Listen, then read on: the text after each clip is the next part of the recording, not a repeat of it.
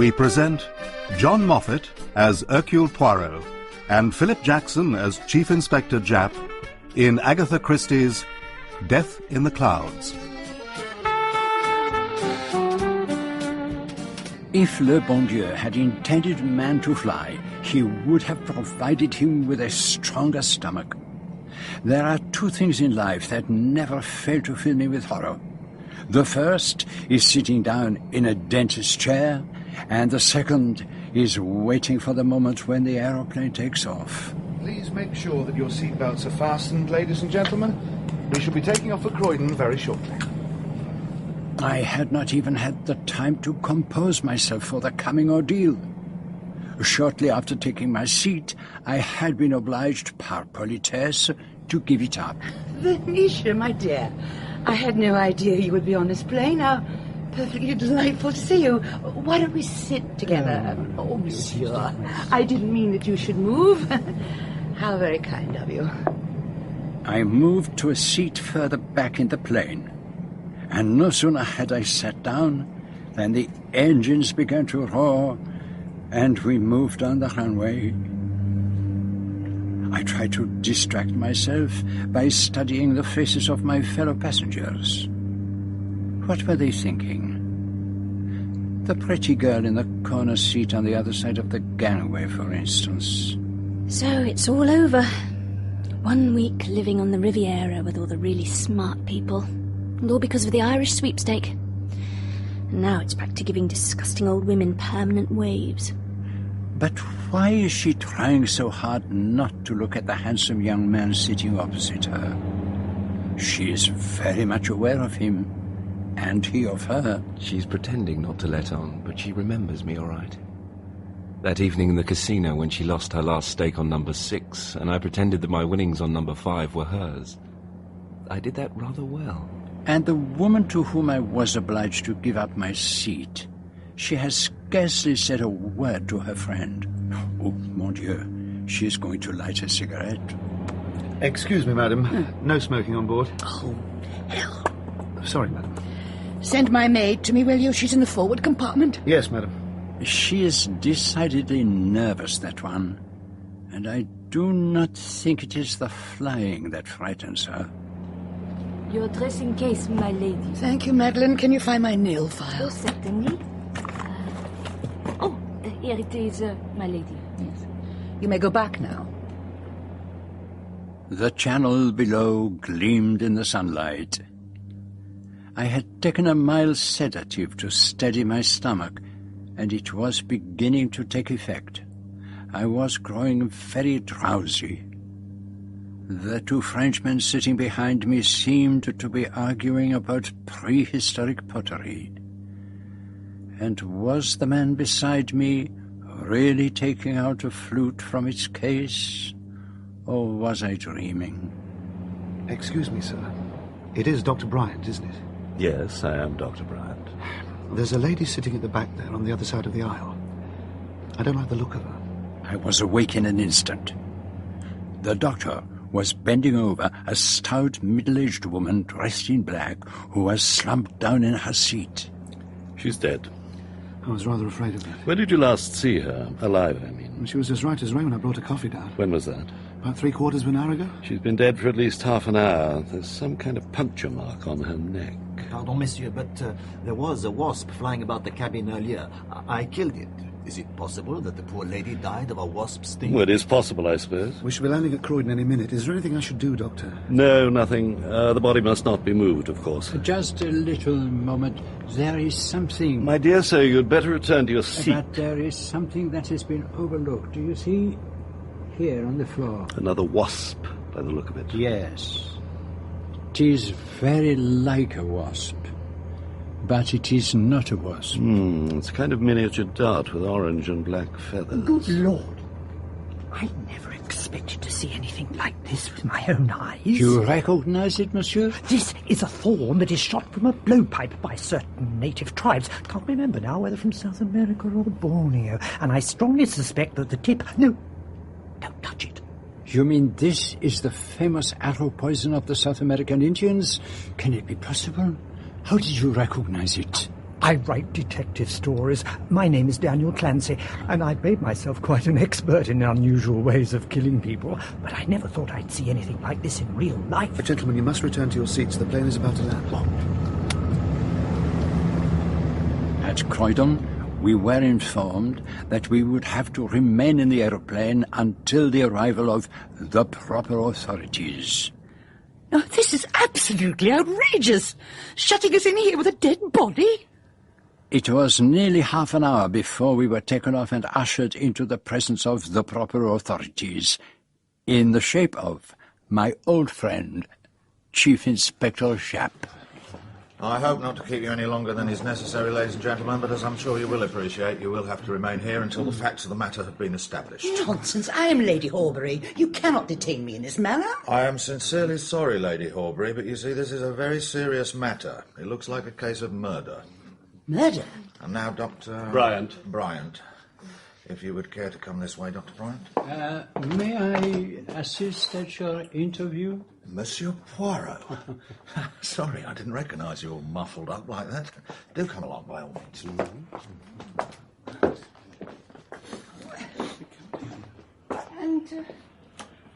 And why should that funny little man be allowed out, while the rest of us have to stay cooped up in here? It's probably something to do with the French police. Whoever he is certainly most observant. But at least they can't stop me having a cigarette in here. Excuse me, but didn't we meet at the casino at Le Pinay? Yes, I think we did. Didn't you point out that I'd forgotten to pick up my winnings? I was very grateful that you did. Do you think that woman really was murdered? They seem to think so. It's rather thrilling in a way, rather nasty at the same time. You've got a knack of turning up in the most unexpected places, Monsieur Poirot. And is not Croydon Aerodrome a little out of your beat, my friend? I'm after rather a big bug in the smuggling line. Better luck my being on the spot like this. It's the most amazing business I've come across in years. Can you give me any idea of the cause of death, Doctor? I should not really like to say anything definite at this stage. Our surgeon will be examining the body, of course, so I don't think we need keep you. Though I'm afraid you'll have to go through the same formalities as the other passengers. I should be only too happy. I prefer you to make sure that I haven't got a blowpipe concealed on my person. My sergeant will take care of that. This dart affair, have you any idea what would be likely to be on the tip of it? As far as I know, curare is the usual poison employed by native tribes. Will that do the trick? In a remarkably short time. But not very easy to obtain, I imagine. Not at all easy for a layman. Then you better make sure to search him extra carefully, Sergeant. Thank you, Doctor.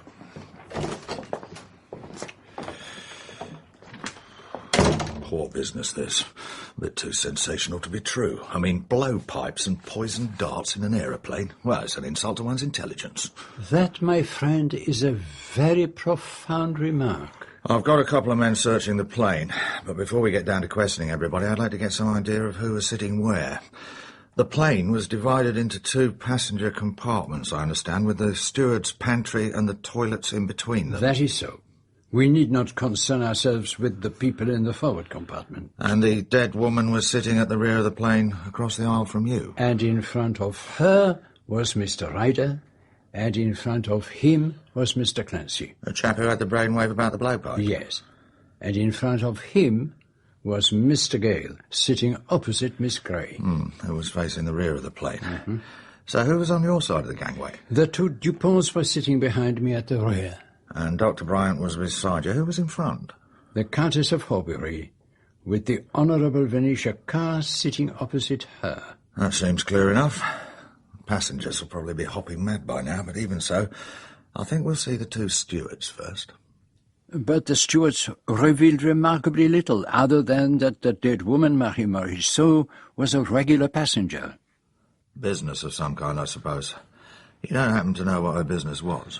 No idea, I'm afraid. Did she speak to anyone on the plane or show any sign of recognition? Not that I saw, sir. Did she leave a seat at any time? No, sir. Permit me one little question. Did you notice a wasp flying about the plane? There was no wasp that I know of. Nor had Lady Horbury, who had noticeably calmed down by the time she was called, seen the wasp. And did you have any previous acquaintance with the dead woman, Marie Morisseau? No, she was quite unknown to me. And you didn't notice anything unusual during the flight? Nothing. But I was facing towards the front of the aeroplane. And did you leave your seat during the journey? No. Did anyone else? I think 2 of the men passengers went to the cloakroom, but I can't be certain. And you didn't see anyone handling anything that looked like a blowpipe? A blowpipe? Was that how she was killed? No, I certainly didn't. We've got to find that blowpipe, Poirot, if there really is such a thing. I suppose that writer chap hasn't gone off his onion and decided to do one of his crimes in the flesh instead of on paper. Why do you not ask him, my friend? Have you ever owned a blowpipe yourself, Mr. Clancy? Yes, I have, as a matter of fact. I was writing a book, you see. It was all a question of the position of fingerprints on the blowpipe. I had to know exactly, you see. So I bought one from somewhere in the Charing Cross Road. Do you still have it? Well, yes, I think so. Where is it now? Well, I suppose it must be somewhere around. What exactly do you mean by somewhere around? I mean, I don't quite know where it is. Is it with you now, for instance? No. No, I haven't laid eyes on it for months. Did you leave your seat at all on the plane? No, certainly.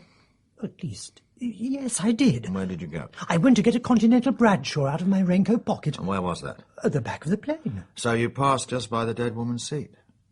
I suppose I must have done. Tell me, my friend, did you notice a wasp?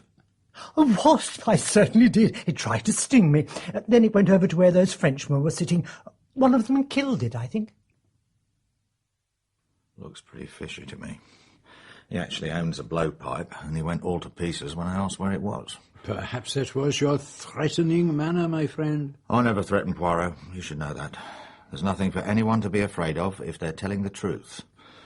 Anyway, if it isn't him, it'll be those 2 Frenchmen. A very sinister-looking pair. And they've got a battered old suitcase plastered with foreign labels of all sorts. I bet they've been to Borneo in South America. You mark my words, they're up to something. Oh, my friend, they are hardly the cutthroats. They are 2 very distinguished archaeologists. You're pulling my leg. Not at all. They are Armand Dupont and his son Jean, and they have come to England to lecture to the Royal Archaeological Society. Well, if you say so, Poirot. But you must admit they don't look much. The world's famous men seldom do. I myself have before now been taken for a hairdresser.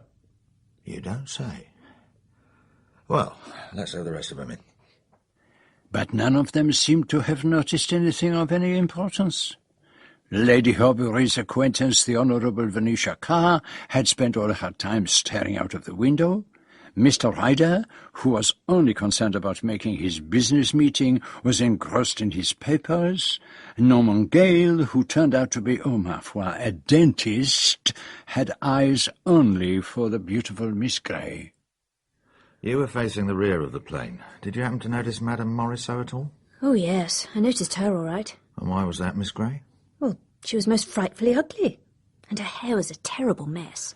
After they had all been questioned, Japp's sergeant came in carrying something carefully wrapped up in a handkerchief. It was a blowpipe, and he had discovered it pushed out of sight behind seat number 9, the seat which had been occupied by me.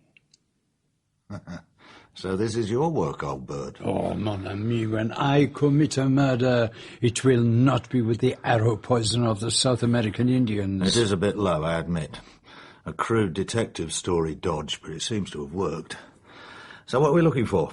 A man who has travelled to South America or Borneo, or wherever they carry on like that. Now, if you look closely, my friend, you will notice a microscopic piece of paper adhering to the pipe. It looks very like the remains of a torn-off prize ticket.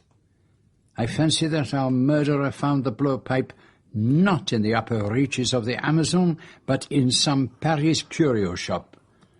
That will probably make the search easier. And there is one little favour I beg of you, mon ami. What's that, Poirot? I would like all the passengers' luggage and the contents of their bags and pockets to be checked and listed. They'll kick up a terrible fuss. Oh, I am sure you are more than capable of handling that, mon ami. Very well, Poirot. Anything for the great detective. The inquest on Madame Morisot took place 4 days later. It told me very little that I did not know, except for the evidence of one witness, Monsieur Fournier of the Sûreté. Although the name on the passport of the deceased was Marie-Angélique Morisseau, she was better known by the name of Madame Giselle, one of the most notable money lenders in Paris, with a number of clients in England, particularly among the upper and professional classes. She was a woman of very original character, and reputed to be extremely wealthy. The implications of this seemed to make very little impression on the reporters present in court, who were far more excited by the blowpipe and the poisoned dart. According to the chief government analysts, it had been dipped in the venom of Dyspholidus typus, a South African snake better known as the boomslang. There was a small stir of interest when Lady Horbury was called, but as it turned out, the reporters were more interested in her hat than her evidence. The jury were, however, greatly impressed by the fact that the blowpipe had been found behind my seat, and at the end of the inquest, the foreman returned a verdict which, I am thankful to say, the coroner refused to accept. I wonder what was in that paper that the coroner wouldn't have at any price. I can tell you if you really wish to know. Monsieur Poirot, I didn't see you standing there. Well, do tell us. It was a verdict of willful murder, mademoiselle, against myself. Definitely, I must set to work to clear my character. Au revoir. What an extraordinarily odd little beggar. I don't see how he could do much detecting. Any criminal could spot him a mile off. You've got very old-fashioned ideas about detectives. They don't crawl about with magnifying glasses wearing false beards nowadays. They just sit down and think the case out psychologically. Rather less strenuous. Physically, perhaps. But of course you need a clear, cool brain. You mean a hot, muddled one wouldn't do? Look, would you mind... I mean, it would be frightfully nice. How about having a cup of tea with me? Oh, thank you very much. I think that would be an excellent idea. It's an odd show, this murder business. I don't quite know what to make of it all. I'm certainly worried about it from the work point of view. I'm an assistant in a hairdresser's, and they mayn't like to employ a girl who's been mixed up in a murder case. Anyone's only got to look at you to know you couldn't murder anybody. I'm not so sure about that. There's one of my regular ladies. She's got a voice like a corncrake, and she grumbles about everything. I really think sometimes that killing her off would be a good deed all round, so long as I could be sure I get away with it. Well, you didn't do this particular murder anyway. I can swear to that. And I can swear that you didn't. Of course, I don't know what my patients would make of it all. Your patients? I'm a dentist. And a dentist who might be a homicidal maniac is not a very alluring prospect. I hope you don't mind me being a dentist. Why should I mind? Well, there's always something rather comic about a dentist. Not a very romantic profession. Well, it's decidedly a cut above being a hairdresser's assistant. I feel we're going to be friends, don't you? Oh, yes. Great friends, I'm sure of it. Now, who do you really think murdered that Giselle woman? Well, old boy, that was a pretty narrow escape. You might have been locked up in a police cell. I fear that such an occurrence might have damaged me professionally. Well, it wouldn't be the first time a detective turned out to be a murderer. Ah, Monsieur Fournier. May I present my old friend, Monsieur Poirot? I witnessed your performance in court this morning. I think I had the pleasure of meeting you some years ago. Now, may I suggest that you both come and dine with me in my rooms? Oh, that is, if you and my old friend Jacques do not object to my collaboration. That's all right, old cock. After all, you were in on the ground floor, so to speak. Even if it was up in the clouds. A delicious meal, Monsieur Poirot. You have disproved the common assumption that it is impossible to eat well in England. A bit Frenchified for my taste, but quite respectable in its way. A meal should always lie lightly on the stomach. It should not be so heavy as to paralyze thought. And we're certainly going to need our thinking caps this evening. Tell us what you can about this Giselle woman, Monsieur Fournier. To tell the truth, I know very little, particularly as far as her private life is concerned. She was a woman of business, a woman who enjoyed power, and she would never allow sentiment to affect her commercial instinct. Would you say she was an honest woman? According to her own lights. What exactly do you mean by that? The law could have called her to account if only evidence had been forthcoming. Oh, come on, don't beat about the bush. What was she up to? Chantage. Blackmail. Of a very special kind. It was Madame Giselle's custom to lend money on what you call in this country note of hand alone. She must have had a very special kind of clientele. Her customers lay exclusively among the upper and professional classes, classes particularly vulnerable to the force of public opinion. And easy victims of blackmail. She had her own very efficient intelligence service. It was her custom, before lending any large sum of money, to collect as many facts as possible about the client in question. At the same time, she was scrupulously honest. She never made use of secret information to obtain money that was not already owed to her. But there must have been cases when she had to write off a debt. What happened then? The information in her possession would be made public. Well, all this opens up a very pretty line in motives for murder. And then there's the question of who's going to come into her money. Can you help us there at all, Mr. Fournier? There was a daughter. She did not live with her mother. Indeed, I believe that Madame Morisot had not seen her since she was a tiny child. But she made a will many years ago, leaving everything, apart from a small legacy to her maid, to her daughter, Anne. As far as I know, she's not made another. Her fortune is large? I'd guess 8 or 9 million francs. Just as well the young lady wasn't on that plane, or she'd have been our top suspect. How old would she be, this Anne Morisot? About 24 or 5, I should imagine. Well, I don't very well see how she could be connected with the crime. But we'll have to get down to this blackmail business. Everyone on the plane categorically denies knowing Madame Giselle, but one of them's obviously lying, and we've got to find out which. An examination of her papers might give us an idea. I fear not. Immediately after the news of her death came through from Scotland Yard, I went straight to her house. All the papers in her safe had been burned. Who burned them? Do you know? She had a confidential maid, Elise, who had instructions to burn the contents of the safe in the event of anything happening to her mistress. She evidently had her own strict code of morality. Exactly. She was ruthless, but she kept faith with those who kept faith with her. Right. Well, let's get down to it, shall we? There were 11 passengers in that part of the plane, including the dead woman, and there were 2 stewards. It doesn't seem very likely that either of them would have been borrowing money on a grand scale, but we can't exactly rule them out. They were up and down the gangway, and one of them could easily have taken up a position from which they could have used that blowpipe. Mind you, of all the damn fool ways to commit a murder. And yet it succeeded, did it not? We 3 sit here talking about it, but we have no knowledge of who committed the crime. That is success. Right, let's take a look at the passengers, starting up the end of the steward's pantry and the toilets. Seat number 16, that's the hairdressing girl Jane Grey. Frankly, I don't see her taking out a loan from the old girl, and I don't think a hairdresser's assistant has the slightest chance of laying her hands on snake venom. It's not as though they use it in hair dye. An error on the murderer's part, perhaps? Only about 2 people in 100 would be likely to have any knowledge of it. Now then, number 12, sitting opposite her, Norman Gale. Very much the same applies to him, small fry. Though I suppose he might have a better chance of getting hold of the snake venom. Which is not an injection usually favoured by dentists. And he did leave his seat to go to the toilet. But that's in the opposite direction from Madame Giselle.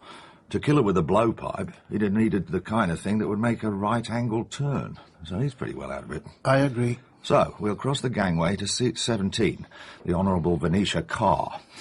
I suppose she could have borrowed a bit from Madame Giselle, and she could just about have taken a sporting shot diagonally across the cabin. Surely Lady Auberry is a far more likely suspect.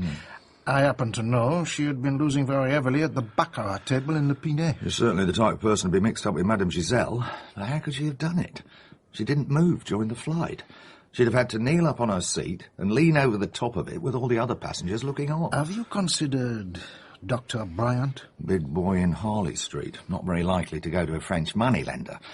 But I bet he could pick up a test tube of snake venom as easy as winking. I assure you, my friend, I have not forgotten that point. Mind you, Ryder in seat number 4 was directly in front of the woman. He went to the toilet. He could have taken a pot shot at her on his way back. The only thing is, the archaeologists would have been bound to notice. Which leaves us with them. Their position in the cabin is pretty good from my point of view, and they've knocked about the world. They could easily have got hold of snake poison. It is possible, yes. But you don't believe it's likely? To be honest, I do not. So, let's take a look at where we stand. Jane Grey, Norman Gale, Venetia Carr. No obvious motive, and possibility practically nil. Lady Horbury, motive strong, possibility nil. Dr. Bryant could have a motive, and possibility good. Clancy, motive doubtful, possibility good. Ryder, motive uncertain, possibility fair. The DuPonts, poor as regards motive, good as to means of obtaining poison. A very precise summary, Chief Inspector. Of course, there's a fair bit of checking up to do. Will you investigate the DuPonts when you get back to Paris, Monsieur Fournier? Of course. I shall return tomorrow morning. There may be something to be got out of Madame Giselle's maid, now that we know a little more about the case. And what about you, Monsieur Poirot? Are you going to take a hand? Oh, yes. I should like to accompany Monsieur Fournier, if I may. Enchanté. You've been very quiet over all this. Any ideas? Have you the list of the belongings of the passengers, my friend? It will be on my desk, first thing in the morning. Perhaps you would like to take a look at it before you accompany Monsieur Fournier back to Paris. I would be delighted, my dear Japp. Most of it's pretty routine stuff, as you can see. James Ryder, business cards, pigskin note case. And a letter informing him that a loan had been successfully negotiated, otherwise we'd be in Quiz Street. Silver cigarette case, match folder, letter signed Maudie, make an appointment at the Trocadero. Dr. Bryant, cigarette case, lighter, and he was carrying a flute in a case. Huh? Strange. I thought that was a dream. Norman Gale had a briar pipe and an empty matchbox, white linen coat, dental mirrors, dental rolls of cotton wool. And the DuPonts were carrying several hollow tubes which they said were Kurdish pipe stems. Well, they could have done the job just as well as a blowpipe. Daniel Clancy, newspaper cutting about arsenic poisoning, a golf ball, Continental Bradshaw, and the manuscript of Murder on Vesuvius. Miss Carr, 2 cigarette holders, receipt at Hotel Bill, Paris, photograph of 2 spaniels. Miss Grey, tube of aspirin, French phrase book, casino counter for 5 francs. Lady Horbury, diamond ring, and, like her friend Miss Carr, 2 cigarette holders. Complete makeup outfit in her dressing case and a small bottle labelled boracic powder. Boracic powder, my eye. The white stuff in that bottle was cocaine. Nothing to do with our case, perhaps. But I've an idea that her ladyship wouldn't stick at much to get what she wanted. Have you seen this morning's sketch? Sun worshippers. The Countess of Horbury and Raymond Barraclough at Le Pinet. Ah, he plays small parts in films, does he not? There isn't much material in that bathing dress of hers, is there? I will take the newspaper with me, if I may. Want to have a close look, eh? Well, any of this stuff about the passengers been of any use to you? On the face of it, your list seems to point plainly to one person as the murderer. Are you pulling my leg? Oh, no. Quelle idée. But at the moment I cannot see why, or even how. Now I must be on my way to Croydon. Well, have a good flight, and keep your eyes open for poisoned darts. And so, once again, I subjected mon pauvre estomac to the hazards of the air. But the flight was smooth, and I had the antics of Monsieur Fournier to distract me. He had with him a small tube of bamboo, which, at intervals during the flight, he would put to his lips, always aiming in a different direction. And whenever he did so, every eye in the cabin was fixed on him. On our arrival in France, we drove directly to the house of Madame Giselle in the Rue Juliette, where her maid Élise Grandier was waiting for us. Please, come in, messieurs. I decided that my best course was to sit quietly in a corner and say nothing. Poisoned? Oh, there is no question of that. No, mademoiselle. No question. Whoever would have dreamt of such a thing? Well, that is perhaps where you can help me. You must know who were her enemies. Why should Madame have enemies? Oh, come, mademoiselle. The profession of money-lender must always involve a little unpleasantness. It is true that sometimes her clients were not reasonable. They made scenes? They threatened her? Oh, no, monsieur, it was not they who threatened. They were sorry for themselves, protesting they could not pay, but they usually paid in the end. You had no pity for them? Why should I? They lived beyond their means and had to borrow. Why should they expect to keep the money as a gift? Madame was always fair and just. She lent and she expected repayment. Were you aware of the means Madame used to make them pay? I knew nothing, monsieur, nothing at all. You knew enough to burn her papers. She had left me instructions that if she met with an accident or died away from home, I was to destroy them immediately. Very well. Now, listen carefully. It is possible that Madame was murdered by a person about whom she held damaging information. Information that was in those papers. Now, it would be quite understandable if you glanced through those papers before committing them to the flames. No, monsieur, I looked at nothing. The papers were in a sealed envelope. I burned it without undoing the seal. It is a pity. You acted honorably, but it is a pity. Before she left for England, did Madame say anything to you that might be of any help to us? No, monsieur. She had been away at Le Pinet. She was in good spirits and business was going well. She directed me to telephone Universal Airlines to book a flight for England the following day. The early morning one was booked up, but I obtained a seat on the 12 o'clock service. Did any clients come to see Madame on that last evening? I believe there was one client. Georges, the concierge, would know. Mademoiselle, we will take our leave. What is it, Monsieur Poirot? Are you looking for something? Yes, for something I do not see. Photographs of Madame Giselle's family. She had no family, monsieur. But she had a daughter. Is there no photograph of her? Oh, monsieur, it is true she had a daughter, but that was long ago. It is my belief that Madame had not seen her since she was a tiny baby. She may not even have been married to the child's father. And Madame Giselle left her money to this daughter. Who else was there to leave it to? She had no friends. She was always alone. Money was her only passion. She left you a legacy, you know that. I have been informed so. Madame was always very generous. Well, mademoiselle, that will be all for the present. Are you quite sure that there is nothing at all that you have omitted to mention? What could that be? Well, come then, Monsieur Poirot. We must take our leave. If you permit, I will follow in a little moment. Of course. I'll have a word with the concierge. Au revoir, mademoiselle. Is there something you wish to ask me, monsieur? Have you any idea, only an idea, who might have murdered your mistress? No idea at all. I have already said so to the police. You might say one thing to them and another to me. Why should I do that? Because it is one thing to give information to the police and another to a private individual. That is true. Shall I tell you something, mademoiselle? It is part of my business to believe nothing I am told, nothing that is not proved. I do not suspect this person or that person. I suspect everybody. Are you saying that you suspect me? No, Elise. Whoever murdered Madame Giselle was a passenger on that aeroplane, but you might have been an accomplice.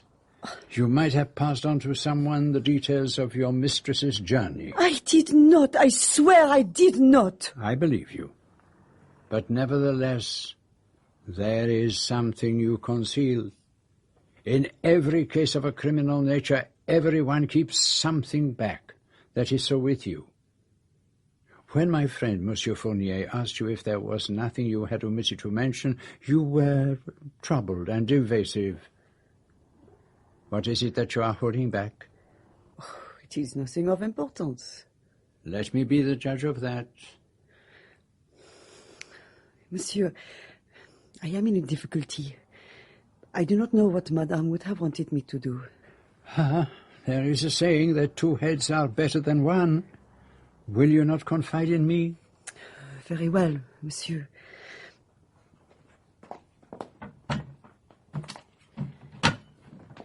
It is this. This little book was Madame's. It went with her everywhere. When she was about to depart for England, she could not find it. After she was gone, I came across it behind the head of her bed. I did not know what to do with it, so I kept it in my room. You see my difficulty, monsieur. I believe that you acted with the best intentions. But let me see if there is anything in this book that will aid us. I do not think that you will find anything of use. It is a private memorandum, but there are numbers only, no names. CX256, Colonel's Wife Station Syria, Regimental Funds. GF342, French Deputy, Stavisky Connection. Le Pinet, Monday, Casino 10:30, Savoy Hotel 5 o'clock. It means nothing, monsieur. Or so it seems to me. It may be very valuable. I will see that you will not be blamed for not handing it over to the police. Monsieur is very kind.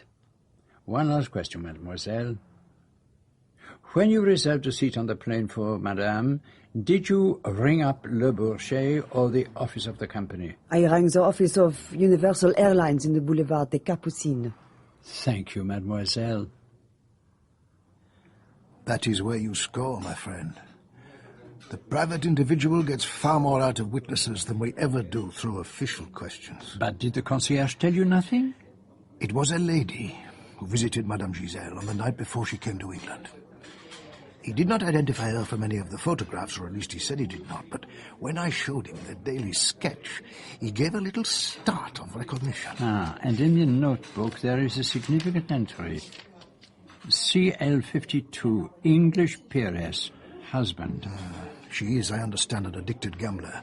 Nothing could be more likely than she should borrow for Madame. And the husband? Either the husband was expected to pay up for his wife's debts, or she had some hold over Lady Aubrey, a secret which she threatened to divulge to the husband. Something to do with the newspaper photograph, perhaps? Perhaps. There are more entries in the book which may refer to other passengers. RT367, Doctor, Harley Street. Dr. Bryan, perhaps? There's not much to go on. Anyone else? GF45, attempted murder. Oh, that could be anyone. A murderer with a blowpipe, perhaps? The blowpipe. I have had a report from the Sûreté. A Greek antique dealer has reported the sale of a blowpipe. The price tickets he uses are very similar to the one on the murder weapon, but there is one vital difference. What is that? The silk on the darts was red, not black and yellow. And who was the purchaser of this blowpipe? An American, or so he says. Chewing gum, wearing tortoiseshell-rimmed glasses, did not speak French. Probably a wild goose chase. Probably. But now I am going to lead you on another wild goose chase. Where to?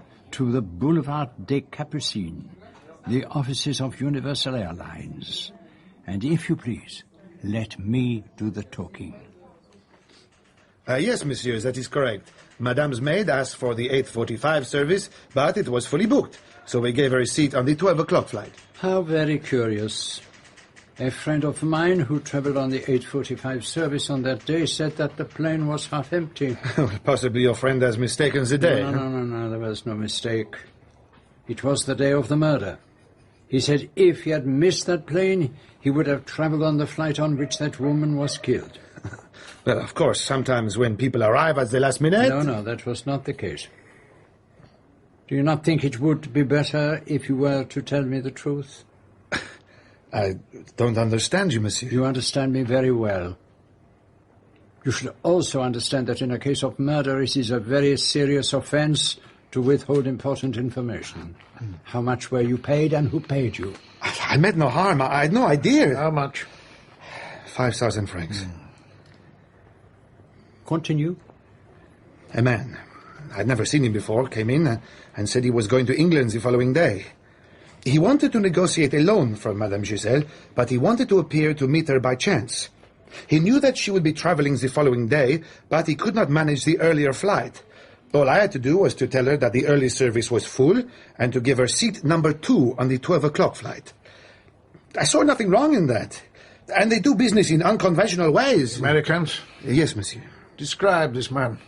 He had grey hair, horn-rimmed glasses, and a little beard. And did he book a seat for himself? Yes, seat number 1, next to Madame. And what was his name? Silas Hopper. His seat was never occupied. There was no one of that name on the flight. You have withheld important information from the police. This is a very serious offense. Why was it so important that Madame Giselle should travel on that flight? There is some factor here that I do not understand. But who is this mysterious American? Oh, no, there is no American. It is the same as the man who bought the blowpipe, the chewing gum, the nasal accent, the spectacles, and now the false beard. It is easy enough. It would certainly seem to rule out Lady Aubrey. Perhaps, but the man who booked the ticket does not necessarily have to be the murderer, my friend. Yes, it would be easy enough for her to persuade someone to help her. She is a beautiful woman. Murder has a strange way of bringing people together. To have been close to a mysterious death, to share the ordeal of a coroner's court, establishes a bond of friendship between perfect strangers. Jane Grey, lunching alone at a Lyons Corner house, was suddenly aware of a face at the next table that was vaguely familiar to her. Excuse me, mademoiselle, but do you not recognize me? We have not been introduced, it is true, unless you call murder a form of introduction. Oh, of course. You were on the plane. Jean Dupont. And I'm Jane Grey. So you're still in England, then?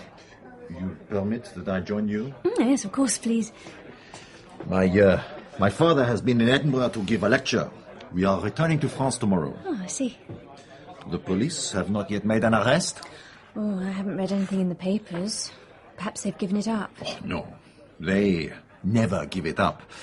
They work silently, in the dark. Don't. Give me the creeps. Yes. It is not a nice feeling to have been so close when a murder was committed. Who do you think did it? It was not I. She was far too ugly. You mean you would rather kill a good-looking woman than an ugly one? Is it really so strange? If a woman is good-looking, you are fond of her. She treats you badly, she is unfaithful, she makes you mad with jealousy. So you say to yourself, I will kill her. It will bring me satisfaction. And does it? That, mademoiselle, I do not know, because I have not yet tried. But an ugly old woman like Madame Giselle, who would want to kill her? I suppose that's one way of looking at it. But perhaps she might have been pretty once. Yes, it is the tragedy of life that women grow old. You seem to think a lot about women and their looks. Naturally. It only seems strange to you because you are English. You know, when I was sitting in the... how do you call it? The coroner's court? Yes. I looked at you and I thought, how nice it would be if I could see that girl again one day. And here I am sitting next to her. The gods arrange things very well sometimes. You're an archaeologist, aren't you? Yes, mademoiselle. Oh, you must have been to so many countries and seen so much. I shall never go anywhere or see anything. You would like that? To go abroad, to see the wild parts of the earth? You would not be able to get your hair waved, remember? It waves by itself. Mademoiselle, as I said, I have to return to France tomorrow. It would give me great pleasure to spend a little more time in your company. I wonder if you would care to dine with me tonight? Oh, I'm sorry. I've already arranged something else. I too am sorry. You will come again to France? I don't expect so. I doubt whether I shall win the sweepstake again. The sweepstake? Oh, a kind of lottery. Ah, you are a gambler. Then I wish you good luck. And I hope that your luck will arrange for our paths to cross again someday soon.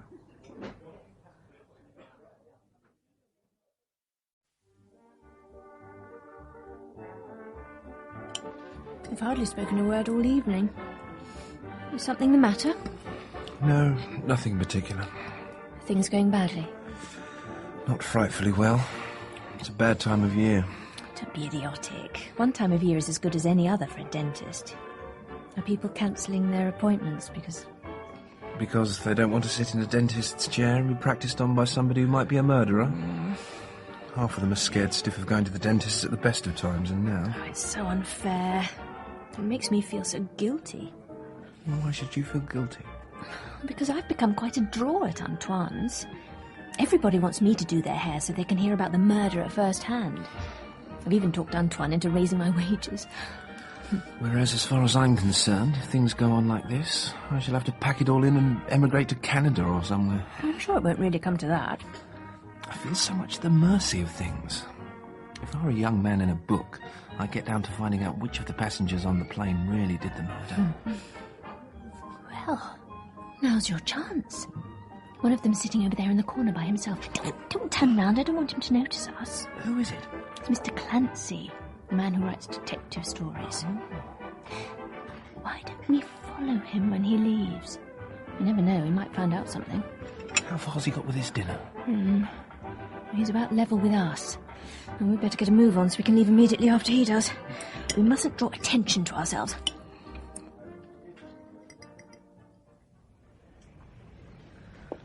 What the devil's he up to?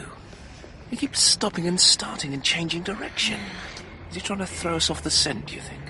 I don't believe he's actually noticed us at all. Oh, he's stopped again. Oh, why is he looking at the butcher's shop? He seems to be chattering away to himself. What's the matter with him? And off he goes again.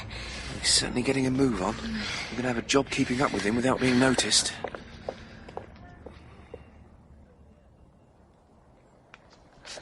He stopped.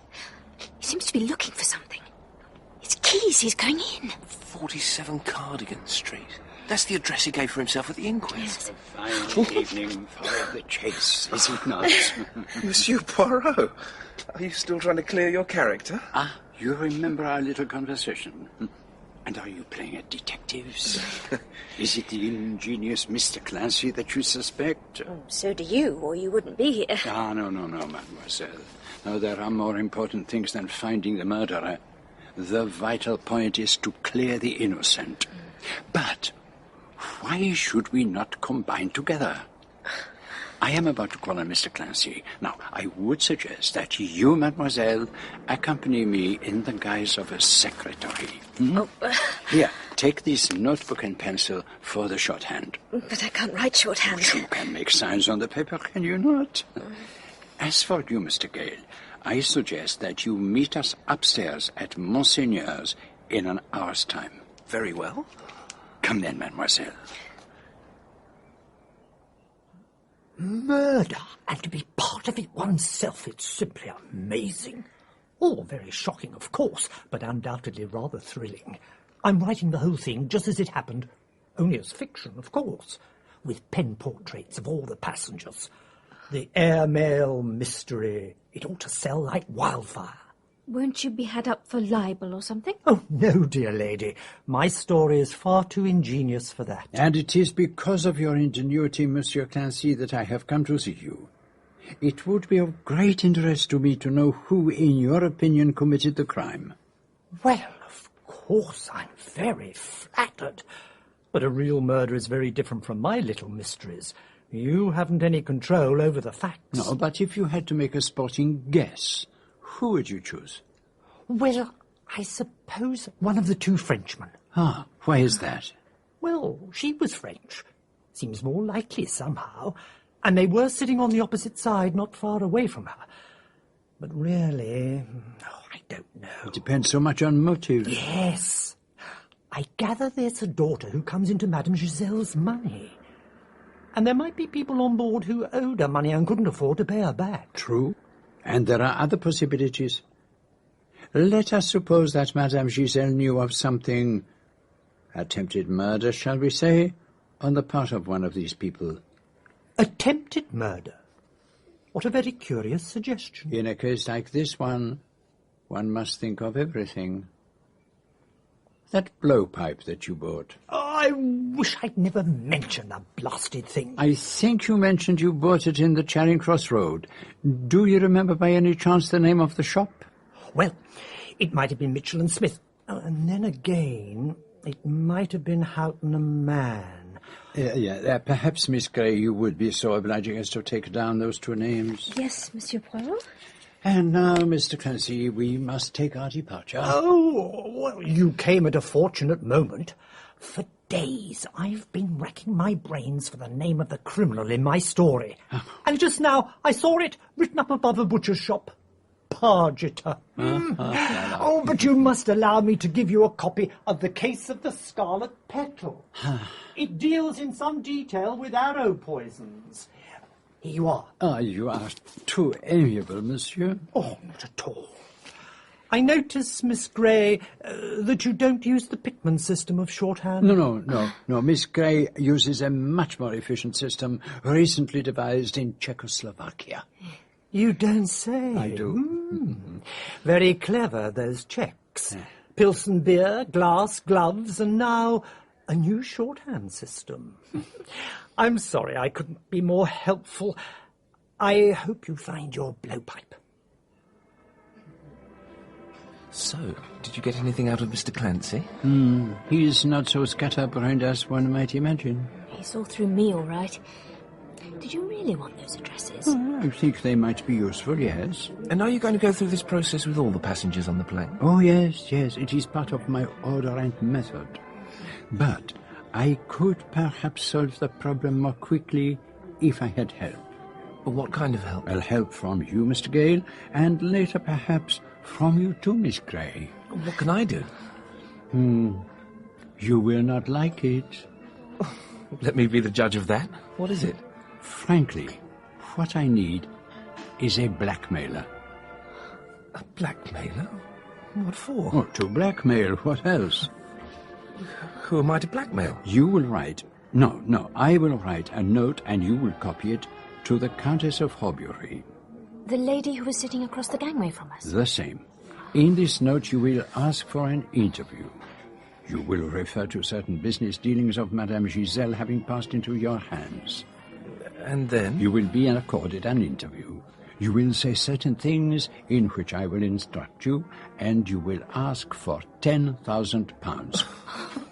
You're mad. No, not at all. I am eccentric, possibly, but mad, no.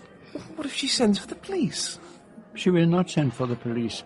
You can't know that. Oh, mon cher, practically speaking, I know everything. I don't like the idea of blackmailing a woman. You have the chivalrous spirit. But I assure you that Lady Horbury is not worth the fine feelings. She is, to use your idiom, a nasty piece of goods. All the same... All you have to do is to produce a certain effect. After that, the ground is prepared, and I can step in. All right, I'll do it, but I don't like it. Good. Now, take this down. This is what you will write. To the Countess of Horbury. Dear Madam, Madame Giselle, deceased. I am the holder of certain documents formerly in her possession. If you or Mr. Raymond Barraclough are interested in the matter, I should be happy to call on you. Or perhaps you would prefer me to deal directly with your husband. Yours truly, John Robinson. Well, will I do? Oh, nom de Dieu, what kind of comedy do you think you are playing? I thought you said it would be as well if I wore a slight disguise. A slight disguise? What do you think you are?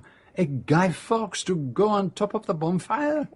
A false beard that cries out to heaven, and those ridiculous eyebrows. My friend, this is certainly not your métier. I acted in amateur theatricals a great deal at one time. No, mon ami, you are to be a blackmailer, not a comedian. I want her ladyship to fear you, not die of laughing the moment she sees you. Now, let me take a hand. This is a serious business. And let me be certain that you know your lines. There's no need to go into details, Lady Horbury. We all know how pleasant a few days on the Riviera can be, but husbands seldom agree. I don't need to tell you what the evidence consists of. Giselle always came up with the goods. The question is, who needs it most? You or Lord Horbury? How did you get hold of this so-called evidence. Now, really, Lady Horbury, that's rather beside the point. Show it to me. No, I'm not so green as that. If we agree to do business, of course, that's another matter. I'll show you the stuff before you hand the money over. How much do you want? 10,000 pounds, not dollars. I could never lay my hands on anything like that amount. Oh, it's wonderful what you can do when you try. Jewels aren't fetching what they did, but pearls are still pearls. Oh, it's no good. I can't get that kind of money. Well, in that case, it's only right that Lord Horbury should know what's been going on. And I believe I'm right in saying that a woman who loses a divorce case on account of her adultery doesn't get any money.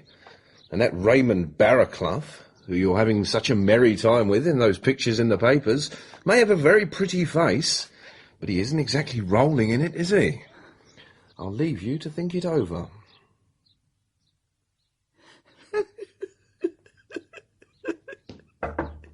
What is it? Monsieur Poirot is here to see you, your ladyship. Oh, who is he? What does he want? He said he was here at the request of Mr. Barraclough, my lady. Then you better show him in, but give me a moment, will you? Madam, I entreat you to look on me as a friend. You are, I know, in great trouble. Oh, I don't know what you're... Écoutez, I do not ask you to give away your secrets. I know beforehand. That is the essence of being a good detective. A detective? Of course you were on the plane. Now, let us get down to business. A little while ago, you had a visitor. His name was, Brown, perhaps. Robinson. Well, my lord, it is the same thing. He came here to blackmail you. He has in his possession certain proofs of an indiscretion, proofs that were once in the possession of Madame Giselle. He offers them to you for perhaps 8,000 pounds. 10. And you will not find it easy to get that amount quickly. Oh, I can't get it at all. I'm already heavily in debt. No. Calm yourself. Place yourself in my hands. I will deal with this Mr. Robinson. And how much will you require for your services? Oh, I ask only that you tell me the whole truth about this business. And you will get me out of this mess? You will never hear of Mr. Robinson again. All right. I'll tell you everything. I began borrowing from that Giselle woman 18 months ago. I was in a hole. Gambling? And other things. I had an appalling run of luck. Who sent you to her? Well, Raymond, Mr. Barraclough, told me he'd heard she lent money to society women. And she lent you as much as you wanted? Not at first, but then she began to lend me more. And I gather that you and Mr. Barraclough had become friends? Yes. But you were anxious your husband should not know about it. Stephen's tired of me. He'd have jumped at the chance of a divorce. He wants to marry somebody else. But you did not want a divorce. Well, no, you see, You liked your position as Lady Horbury too much, and the use of your husband's ample income. It wasn't enough, but I couldn't ask him for more. And you could not repay Madame Giselle? No, I couldn't. So her death was quite providential. Well, it seemed too wonderful. I simply couldn't believe it. But it made you a little nervous, did it not? You alone of the passengers on that plane had a motive for wanting her dead. Yes, I was in quite a state about it. Especially since you had been to see her in Paris the night before and had something of a scene with her. Well, she wouldn't budge an inch. I think she actually enjoyed it. And yet you said at the inquest you had never seen her before. Well, what else could I say? But I felt pretty safe, even when that dreadful inspector kept badgering me with questions. And then that awful letter came, and I was afraid. Afraid of exposure or of being arrested for murder? But I didn't kill her. You know I didn't. I never moved from my seat. I believe you, madame, for two reasons. First, because of your sex, and secondly, because of a wasp. A wasp? But that does not make sense to you. Well, let us attend to the matter in hand. I will deal with Mr. Robinson, but in return for my services, I will ask you two little questions. Was Mr. Barraclough in Paris the day before the murder?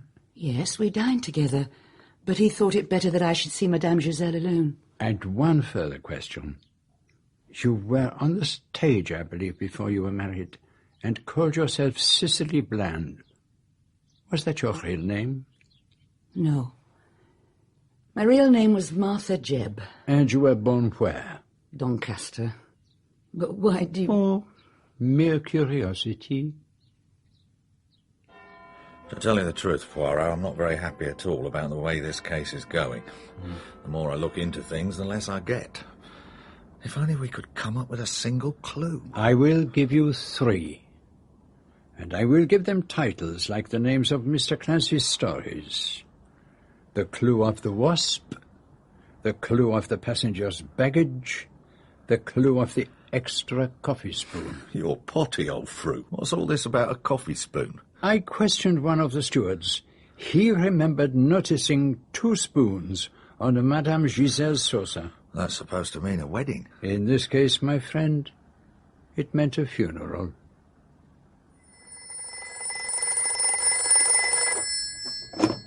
Is that Monsieur Hercule Poirot?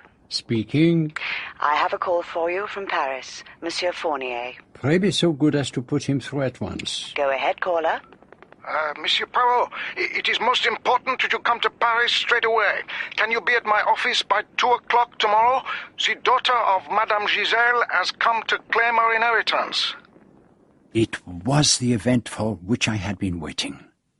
The entry on the scene of the shadowy figure of whose presence I had been conscious all along. Now, very soon, all would be made clear. But this time I did not feel inclined to trust my stomach to the hazards of the air. I travelled by the boat train, taking with me, once again as my secretary, Miss Jane Grey.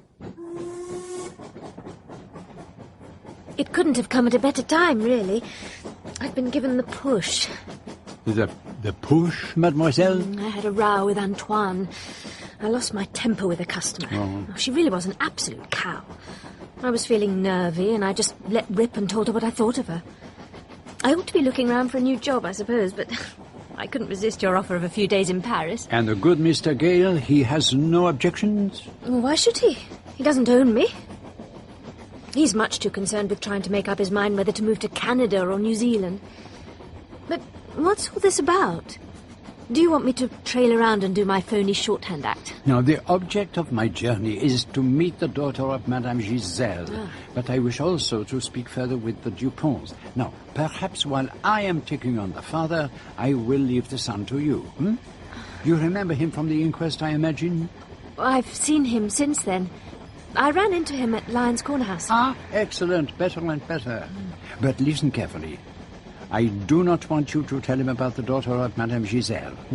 It might be as well if, without actually saying it, you could convey the impression that Lady Horbury is suspected of the crime.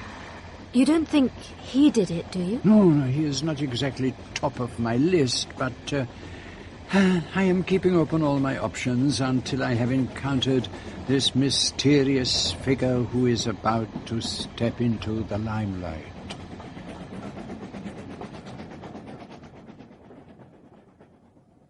She has gone to check into the Hotel Madeleine, but she should be back here at any moment.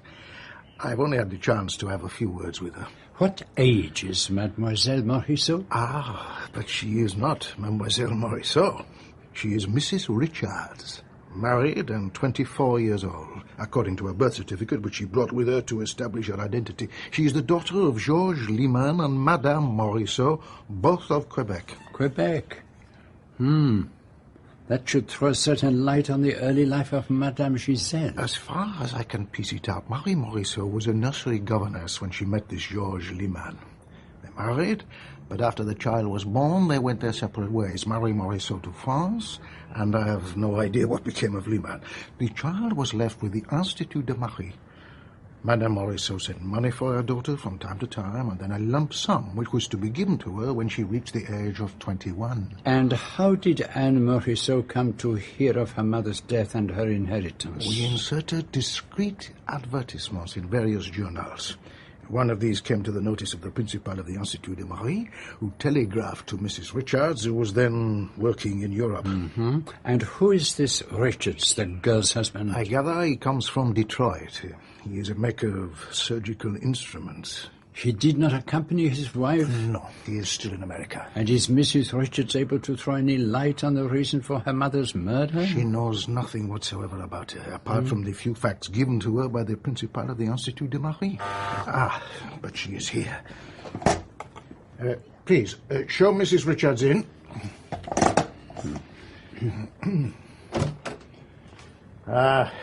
Madame, allow me to present Monsieur Hercule Poirot, who is kindly helping the police in their investigation into your mother's death.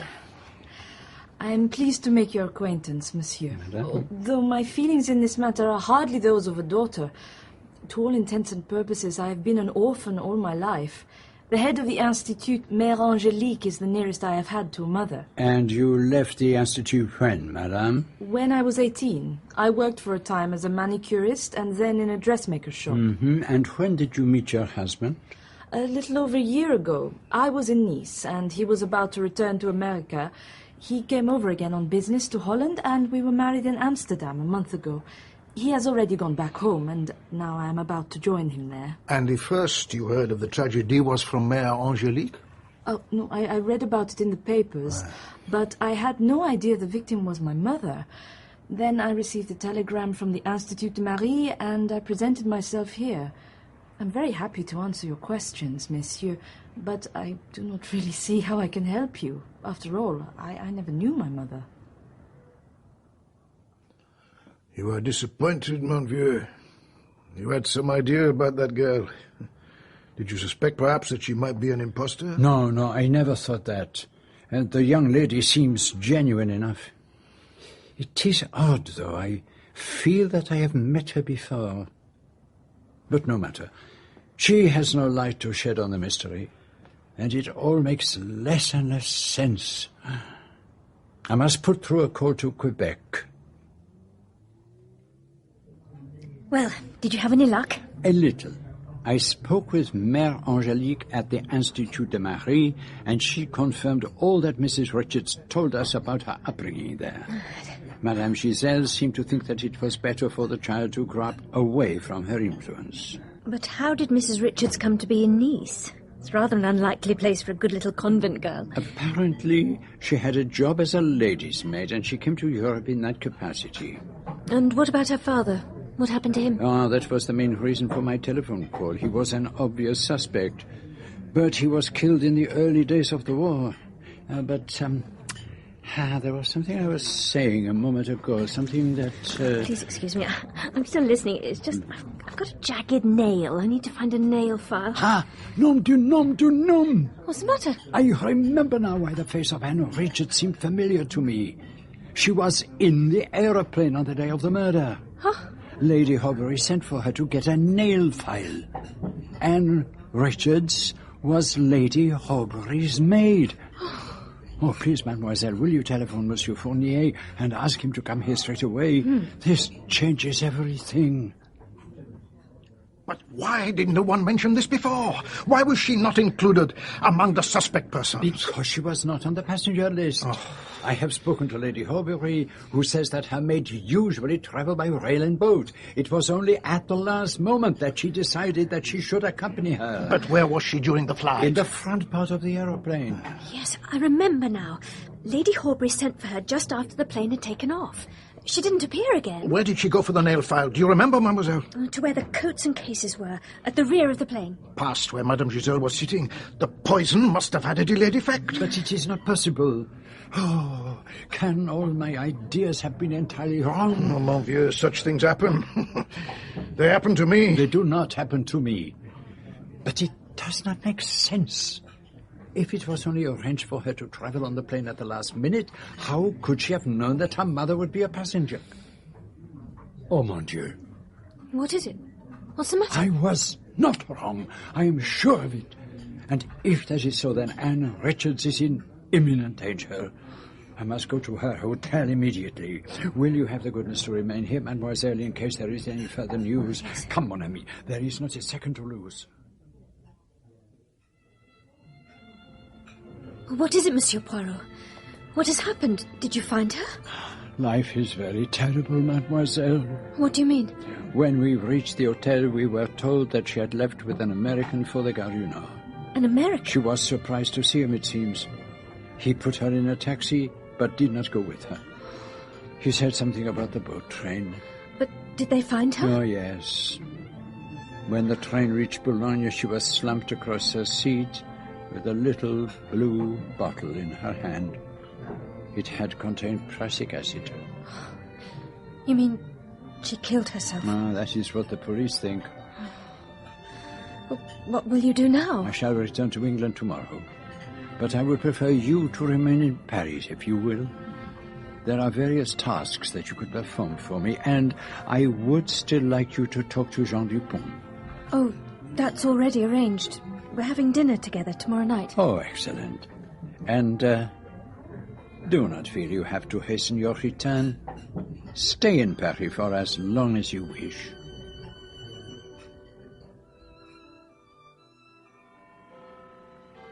Well, old cock, trouble certainly seems to follow you about. What happened? Did the girl kill her mother and then poison herself out of remorse? That is the official view. But not yours, eh? There are a few little matters which I would be greatly obliged if you could look into. Always ready to oblige. And I would like you to dine with me in 2 days' time. Mr. Clancy will be coming, and Mr. Gale also. I think we should have a very interesting evening. This really is an honour, Monsieur Poirot, to have a demonstration of what I might call your methods at first hand. And with a first-rate dinner thrown in? Oh, you can always count on Monsieur Poirot for a good meal. It helps to sustain you through what follows. My friends, I will start at the beginning. I will go back to the airliner Prometheus and its ill-fated flight from Le Bourget to Croydon. See what I mean? When, shortly before we were due to land, I suddenly awoke to find the steward asking Dr. Brandt to take a look at Madame Giselle, I had a feeling it might be something in my line. Whenever I come into contact with death, I am like the dog who lifts his head and sniffs the scent. Oh, you've got a good nose for murder, all right. At first, the cause of the poor woman's death seemed a complete mystery. Didn't somebody suggest she might have been killed by a wasp? One of the French chaps said it had flown in his face and he'd swatted it. And it was a perfectly plausible theory. There was a curious mark on the woman's neck. But at that moment I happened to look down, and I saw what might have been the body of another wasp. In actuality, it was a thorn, with a piece of yellow and black silk attached to it. Mr. Clancy, of course, knew exactly what it was. A poison thorn, shot from a blowpipe in the manner of a native tribe. By the time we reached Croydon, several ideas were working in my mind. Once I was on terra firma, my little grey cells began to work with all their natural brilliance. Go it, Mr. Poirot. Don't let's have any false modesty. I was struck by the audacity of the crime being committed in such a manner, and by the astonishing fact that nobody noticed it being done. There were 2 other points that interested me. One was the convenient presence of the wasp. The other was the discovery of the blowpipe. Pushed down behind your own seat. Real cheeky, that was. But why had the murderer not got rid of it by passing it through one of the ventilating holes in the windows? Because perhaps he wanted it to be found. But why? There could only be one logical answer. Because, in fact, the blowpipe had played no part in the crime. But surely the poison dart was the cause of death. I mean, there's no doubt about that, is there? Oh, no, the medical evidence confirmed that. So, I shut my eyes and asked myself, what is the surest way of placing a poisoned thorn in the jugular vein? And the answer came immediately. By hand. So why did the murderer go through all the blowpipe business? Because the blowpipe conveyed the suggestion of distance. If my theory was right, the person who killed Madame Giselle must have gone right up to her and bent over her. That could only have been one of the stewards. There was one other person.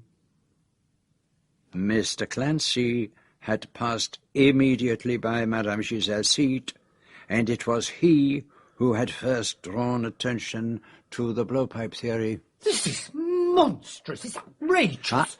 Sit down, Mr. Clancy. I have not finished. I am simply showing you the means by which I reached my conclusion. Next, I turned my attention to the wasp. You had that wasp in your bonnet. What was curious was that nobody had noticed it until after coffee had been served.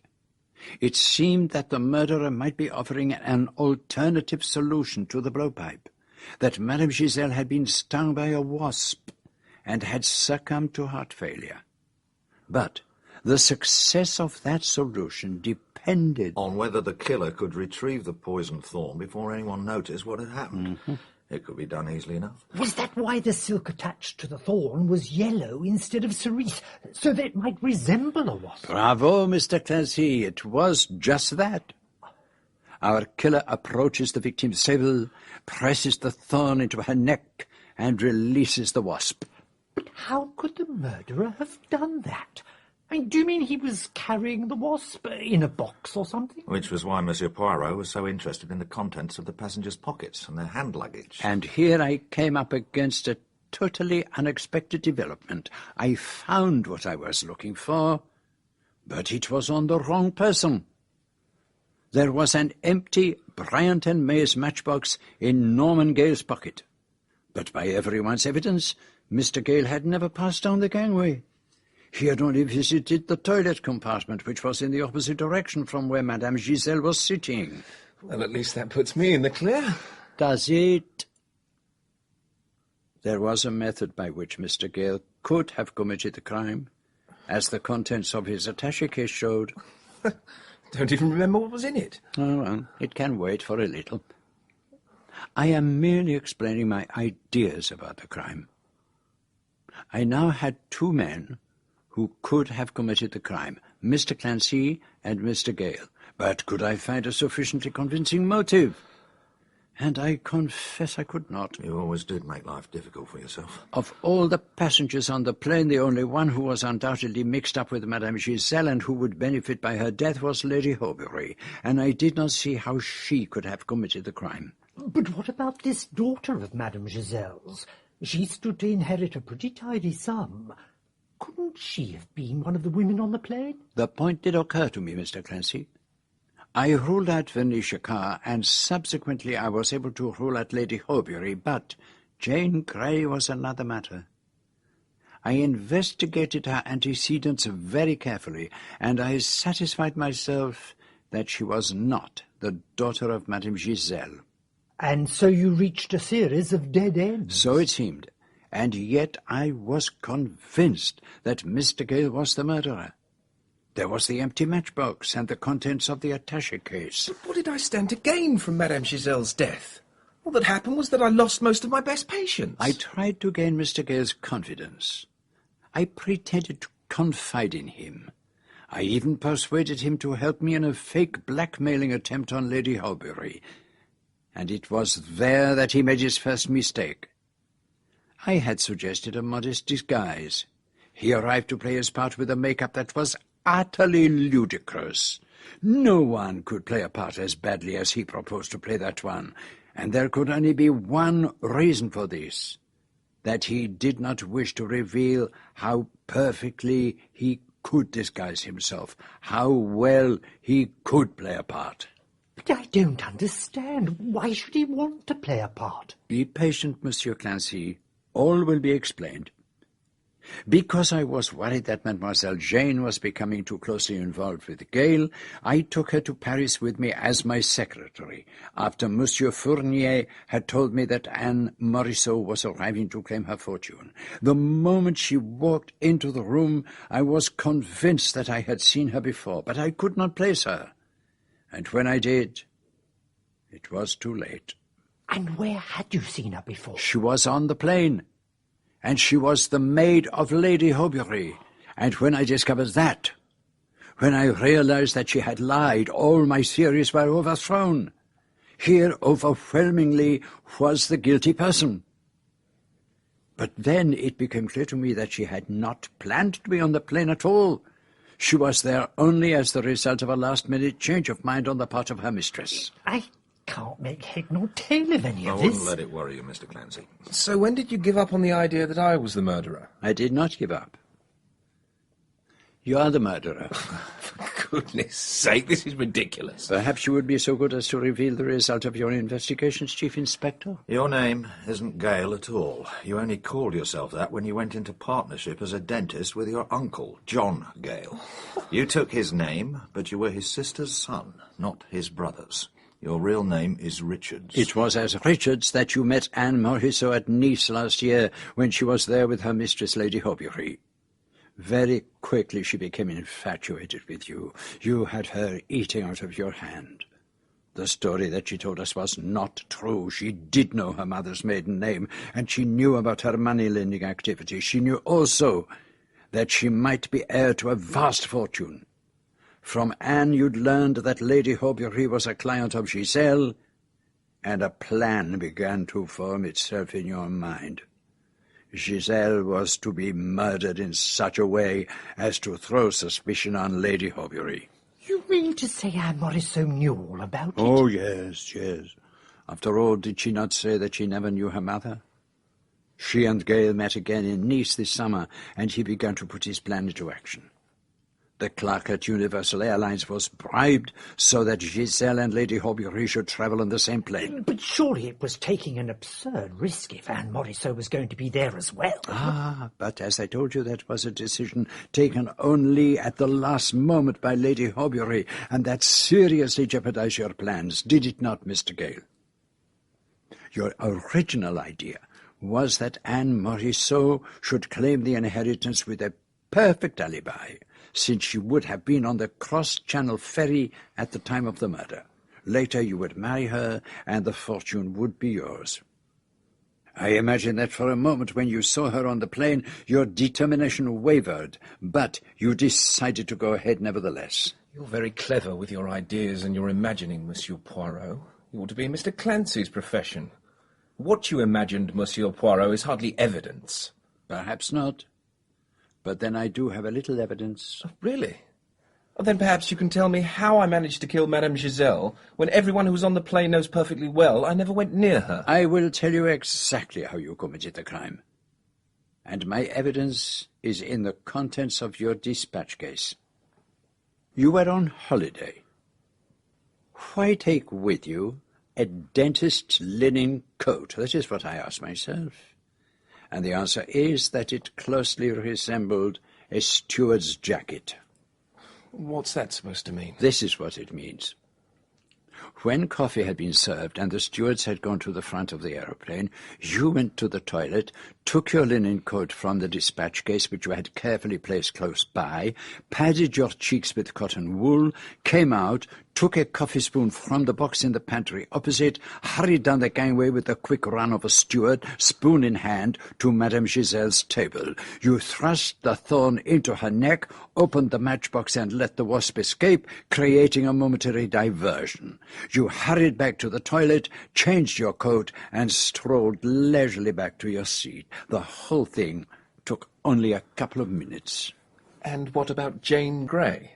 Do you suppose she wouldn't have noticed me capering about, pretending to be a steward? I can tell you the answer to that. As soon as you got up, Miss Grey took out her powder compact and had a good look at herself in her hand mirror, and then she started to powder her nose and adjust her lipstick. Oh, the vanity of women. That doesn't mean a thing. You can't prove a word of this. A photograph of you has been transmitted to Rotterdam. It has been identified as that of a Mr. Richards, who married Anne Morisot the week before she came forward to claim her inheritance. So I married her. What does that prove? You were playing a dangerous game. For over a year you had been planning to marry her in order to secure her inheritance from her mother, but in the meantime you had fallen very seriously in love with Jane Grey, and things were moving too fast for you. You heard that I had interviewed Anne Morisot, and you were worried that I might get the truth out of her. You hustled her out of her hotel and onto the boat train. You wanted to get rid of a woman who was already beginning to have second thoughts, and to free yourself to marry Jane Grey.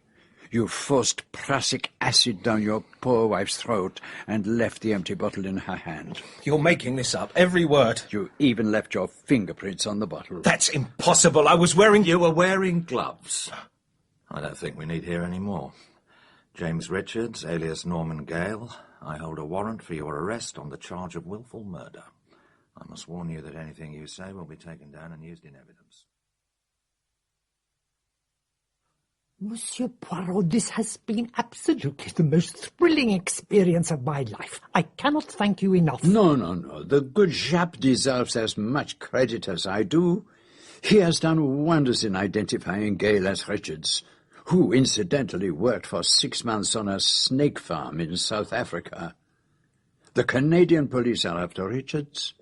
A girl he was mixed up with there is supposed to have committed suicide, but facts have come to light which seem to point to murder. Terrible. A killer. And like so many killers, fatally attractive to women. That poor girl, Jane Grey. Yes, but she has courage. She will come through. And I trust she will find happiness with the young Dupont. Can you be sure of that? I have done everything in my power to make it sure. I have made a considerable contribution towards the Dupont's expedition to Persia, and I have arranged for Jane Grey to take part in it. But will she go, do you think? They left this morning.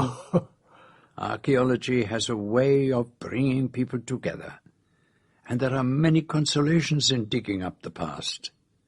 It is a little like a detective story, but if you happen to dig up a corpse with the remains of a poisoned dart in its neck, it is a little too late to send for Hercule Poirot.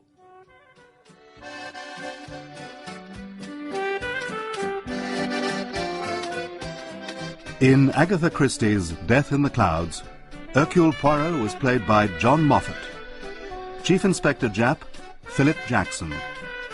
Monsieur Fournier, Geoffrey Whitehead. Daniel Clancy, Murray Melvin. Norman Gale, Ben Crowe. Jane Grey, Teresa Gallagher. Lady Horbury, Carolyn Jones. Jean Dupont, Andrew Harrison. Dr. Bryant, Bruce Purchase. Elise Gandier, Liza Sadovy. Anne Richards, Prianga Elan. The airline steward and agency clerk, Stephen Critchlow. Death in the Clouds was dramatised by Michael Bakewell. It was directed by Enid Williams for BBC Radio 4 and is published in the UK by BBC Worldwide.